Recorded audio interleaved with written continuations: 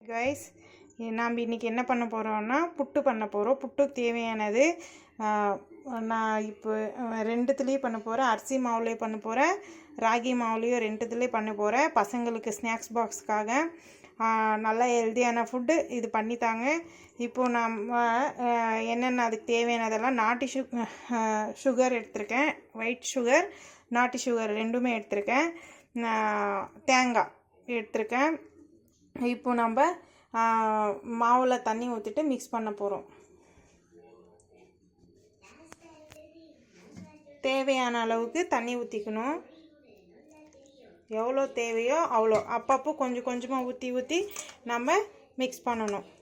ஒரே டைம் ஊற்றக்கூடாது.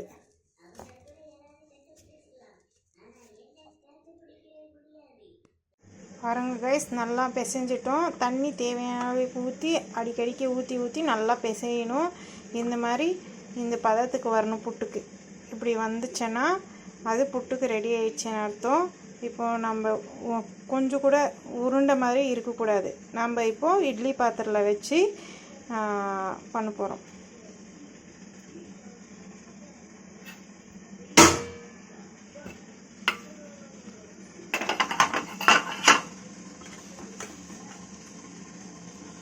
இந்த மாதிரி போட்டுக்கணும்.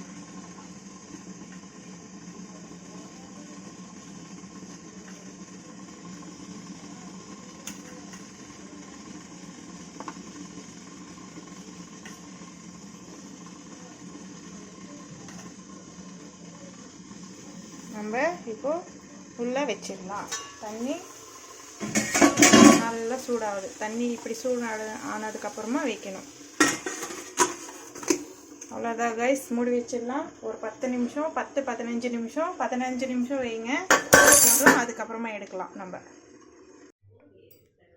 பாருங்கள் கைஸ், புட்டு ரெடி ஆயிடுச்சு. 15 நிமிஷத்துக்கு எடுத்துட்டோம். இப்போது நம்ம இதை எடுத்து ஒரு பவுலில் போட போகிறோம்.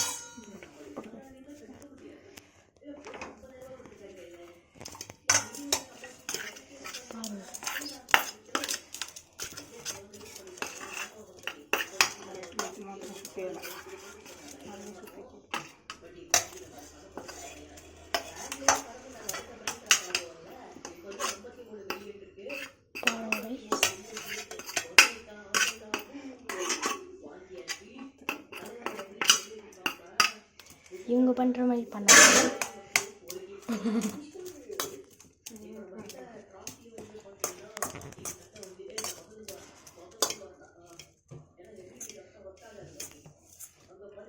ஒன்றுமே போடல.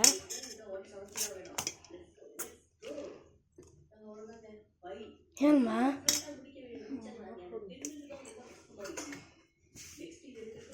இப்போது எங்கள் பசங்களுக்கு போட்டு டேஸ்ட்டுக்காக கொடுக்குறேன். பாருங்கள், ரெடி ஆயிடுச்சு புட்டு.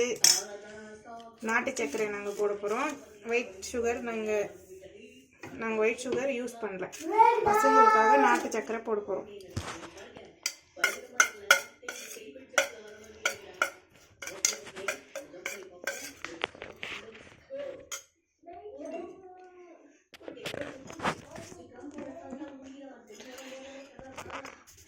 இப்போது உங்கள் பசங்க சாப்பிட்டுட்டு எப்படி இருக்குது டேஸ்ட்டுன்னு சொல்ல போகிறாங்க.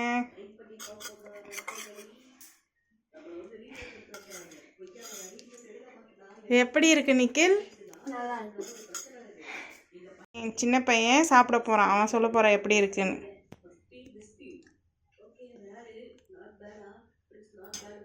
எப்படி இருக்கு ஷாம்?